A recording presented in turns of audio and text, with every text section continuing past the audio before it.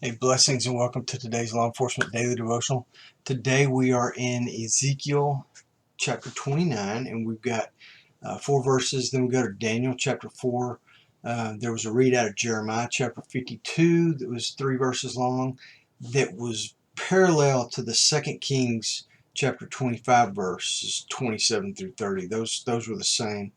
And then we jump over into Psalm 44. And there was just one really great takeaway. There's a lot of takeaways, but there's one great verse that we're going to end on that comes out of Daniel that just kind of sums everything up. It's a really neat verse. But we're going to start today looking at Ezekiel chapter 29, and verses 17 through 21 are an extension of the prophecy we spoke of, I think, a week ago, about the king of Babylon, Nebuchadnezzar, and they came against Tyre. And Tyre, the prophecy of how they were going to wipe every stone off of that site into the ocean. And that happened not with King Nebuchadnezzar, but later on with Alexander when he came. But the prophecy is extended here, and it talks about the soldiers and their bald heads and their shoulders are rubbed bare. And that's from them wearing their helmets constantly. And if you think about it, it wasn't like wearing a hat. I mean, this was a metal helmet with a piece of leather in it, and it would rub around and it would catch, and I mean, it would rub their heads raw. So it's just a real interesting piece of the prophecy that was included in today's read. And then we jump down into Daniel chapter 4. And this is where I'm going to spend our time, because Jeremiah and 2 Kings deals with they're a similar verse, but they just deal with one little part. Psalm 44, I love the fact that it talks about the light of God's presence and what that means to us in our lives, because God is light, and without Him we have no light. But Daniel chapter 4 is talking again about King Nebuchadnezzar. And King Nebuchadnezzar has this dream. It didn't come to a prophet, it came to Nebuchadnezzar, kind of like when the king of Egypt or the Pharaoh of Egypt had a dream, and Joseph came in and interpreted it. And it was about the 7 years of famine. And then Daniel, we learn early on, he goes in and he interprets a dream, which basically he saves all of the magicians and the wise men, because Daniel is able to interpret that dream. Well, here again in verse 8, after everyone has failed to interpret this dream, Daniel, this very much an older gentleman at this time, kind of walks in, and Nebuchadnezzar says, hey, here's the guy who has the spirit of the gods with him, little g gods. He doesn't understand the God, the maker, the creator, but he understands that Daniel has a gift of the Spirit from gods. He recognizes that this is a supernatural gift. He just doesn't know who to attribute or who to give credit to. But he's going to find out. So he tells Daniel his dream, and it's almost like, man, as soon as he starts speaking it, the interpretation for Daniel comes immediately, because Daniel, his face, and he's kind of almost upset. He's appalled at what he hears in this dream. And King Nebuchadnezzar is like, what is it? And Daniel, he says, I wish it hadn't been you.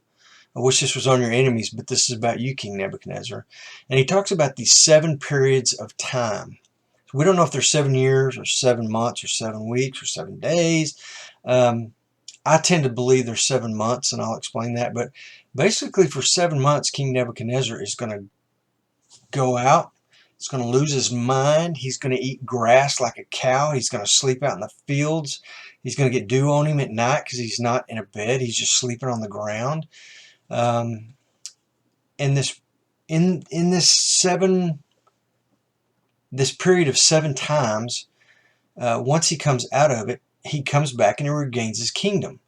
I don't know that if it had been a 7-year period that there wouldn't have been somebody move in and try and take over as king. It's possible. I also think, and I don't really have anything to back this up with, but I think that Daniel, he probably left Daniel in charge of his kingdom. He trusted Daniel. He knew Daniel. He knew Daniel's leadership abilities. He knew Daniel was a man of integrity. And for those reasons, I think, just my opinion, I bet he left Daniel in charge of his kingdom while he went out for what I think is 7 months. It said during this time his hair grew long and his fingernails grew out like I think they said like a bird. But anyway, his fingernails grew. Um, it just says his nails grew long. And all that could have occurred in 7 months. So regardless of what the time period is, the big thing for me, thing I loved most about this read, was how Nebuchadnezzar reacts to this when he comes back to his senses. He comes back, gets all cleaned up, and he just jumps right back into his kingdom and picks up right where he left off. In chapter 4, verse 37 of Daniel, Nebuchadnezzar, the greatest ruler of all time at that time, the ruler of the known world, says, "Now I, Nebuchadnezzar, praise, exalt, and honor the King of heaven, for all his works are true and his ways just, and he is able to humble those who walk in pride." So Nebuchadnezzar basically admits he was a very prideful, arrogant man, and God humbled him. And now he understands he doesn't talk about God's plural.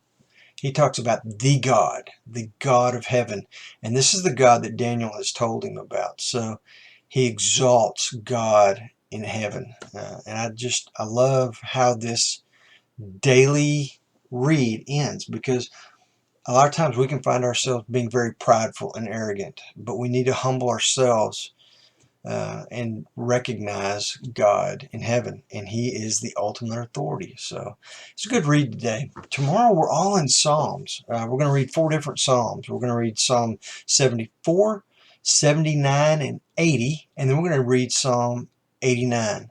So read those 4 before you open up the video, so we can discuss this, talk about it, see if we can get a law enforcement takeaway. And in the meantime, you guys be safe.